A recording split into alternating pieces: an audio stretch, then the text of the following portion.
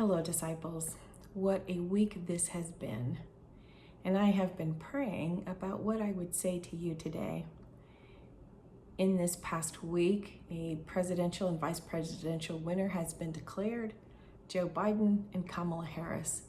Kamala Harris will be the first woman, the first African American woman, the first South Asian woman to serve as elected to the office of vice president. Some of you may not have voted for Joe Biden and Kamala Harris, and some of you did. Regardless of who you voted for, we are still called to be disciples of Jesus Christ. We are still called to be the people who bear witness to the passionate love of God as revealed through Jesus Christ. We are still called to honor and show dignity and respect to all whom God has created. And so when we hear fraudulent theories that there's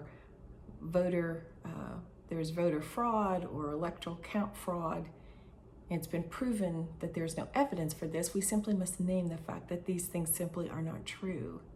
When we hear stories of Black and brown people being threatened and physically harmed, people not feeling safe because they were afraid that people who voted one way in the election are arming themselves to do them harm. I've even heard incidents in Indianapolis, Indiana, of Black people being assaulted and called the N-word in gas stations, convenience stores, and Walgreens. We have to speak the truth and name that if people are not safe because of what you perceive to be the truth, then your truth cannot be truth, because your truth must always reflect the love of Jesus Christ. Even when we disagree, if your truth is based on my oppression in the form of racism or misogyny, if your truth is based on the perpetuation of poverty and other crimes against humanity, then your truth cannot stand.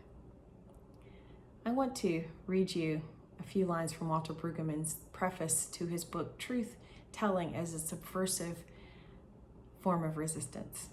And he says that even though there are those other voices of truth-telling, the church is peculiarly defined by that task. And those who serve as truth-tellers in the church, like those who listen to the truth-telling in the church, are a mix of yearning and fearfulness, of receptiveness and collusion. In the end, the work of truth-telling is not to offer a new package of certitudes that displaces old certitudes. This truth is to be uttered. The truth to be uttered and acted, rather, is the enactment and conveyance of this person, Jesus, who is truth, so that truth comes as bodily fidelity that stays reliably present to the pain in the world. In other words, the truth that we bear must align itself with Jesus Christ, and the truth that we bear cannot align itself with causing pain in the world. We must tell the truth in order for unity to reign, and we must tell the truth in order for there to be reconciliation across all communities. I want to close with a prayer, also by Walter Brueggemann. Many of you may be familiar with it. Someone shared it with me earlier today on a call where I was presenting a workshop, and it blessed me, and I thought, this is what I must share with the church tonight. The poem, the prayer by Walter Brueggemann is called Kingdoms Rage, and we are called. Kingdoms rage, empires tremble, cities totter. You speak assurance, you designate human agents. You say, this is my beloved son. You say, this is my anointed. Right in the middle of chaos, you designate human agents who do your will. And we are not sure. We would rather it were you, directly straight on and visible, but you stay hidden in your holy splendor, and we are left with human agents about whom we are never sure.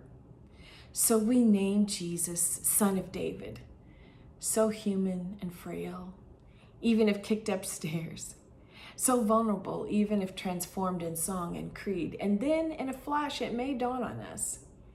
You call and designate people like us your agents.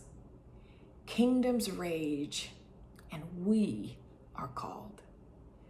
Empires tremble, and we are designated. cities totter, and we are summoned. Like the first David, like the second David, us, vulnerable, frail, anxious, your people. And we are dazzled. Amen.